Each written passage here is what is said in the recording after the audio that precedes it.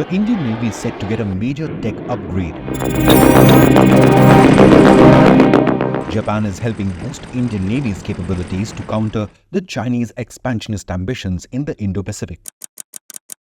With this Japanese tech, the Indian Navy would be able to swiftly counter the Chinese dark fleets and surveillance vessels in the Indian Ocean region, where India and Japan are forging a new military alliance to take on the Chinese threat. Indian External Affairs Minister S. Jaishankar said, quote, "As we both step forward into a more volatile and unpredictable world, there is a need for reliable partners with whom there are substantial convergences," unquote. Having one of the longest coastlines in the Indo-Pacific region, India faces multiple security challenges and maritime threats. Hence, Modi 3.0 looks to push its strategy of the extended neighborhood with its Act East policy by edging closer to the East and Southeast Asia, home to some of the region's most dynamic economies and innovation.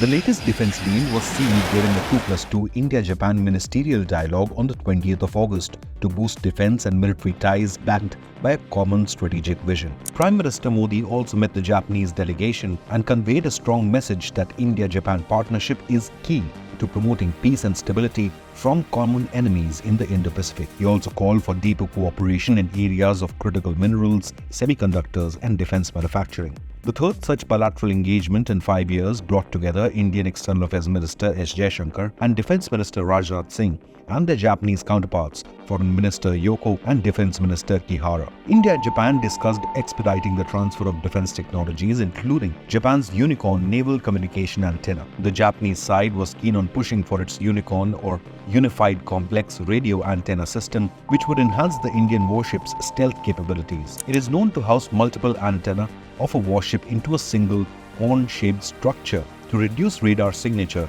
and detection by enemy forces. To make its warships more stealthy, particularly in the strategically vital Indo-Pacific waters, India is planning to induct at least a few of these Japanese unicorns, which are also capable of detecting movement of missiles and drones with the help of sensing radio waves from a wide area. The Embassy of Japan in India said in a press brief, quote, "This is an integrated communication antenna for the naval ship. Transferring this technology and defense equipment is under consultations," unquote. In the backdrop of Chinese muscle flexing and grey zone tactics in the Indo-Pacific and the LAC, Defense Minister Rajnath Singh, who held separate meetings with his Japanese counterpart, pushed for India's partnership with Japan to boost its domestic defense industrial capabilities. Further, Japan is also eyeing coordination on repair and maintenance of its naval ships in Indian shipyards to bolster interoperability and help Japan become more militarily flexible in the South China Sea.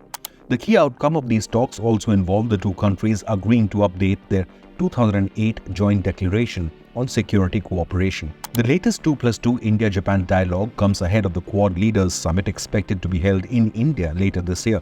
However, no date has been announced as of now. Remember, India is spearheading the top-tier Malabar naval exercise along with Quad countries, US, Japan and Australia, which is expected to take place in October. The 28th edition of the Malabar military exercise is set to occur in the Bay of Bengal, India's eastern seaboard, where India and Quad nations will enhance their advanced anti-submarine warfare capabilities and tactics to combat what many believe is the largest submarine fleet in the world being built by China. The recent meetings lays the groundwork for Prime Minister Modi's upcoming visit to Tokyo by the end of this year. In what could be seen as a warning to Chinese aggression, the Indo-Japanese joint statement reaffirmed the commitment by Quad allies to maintain and strengthen the rules-based international order founded on the principles of the UN Charter, respect for national sovereignty and territorial integrity, and peaceful settlement of disputes. So is this a direct jibe at the CCP, which claims almost the entirety of the South China Sea and utterly disregards the exclusive economic zones of its smaller neighbors,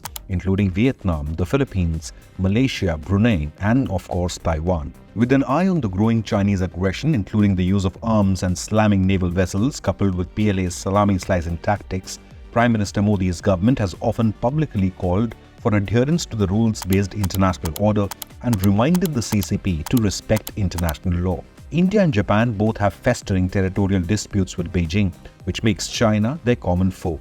The repeated warnings by India come after China expanded the 9-dash line to 10 dashes by claiming all of the South China Sea and also claimed some Japanese islands near Taiwan. Remember, the Hague International Tribunal ruled the Chinese 9-dash line and maritime claims in South China Sea as illegal.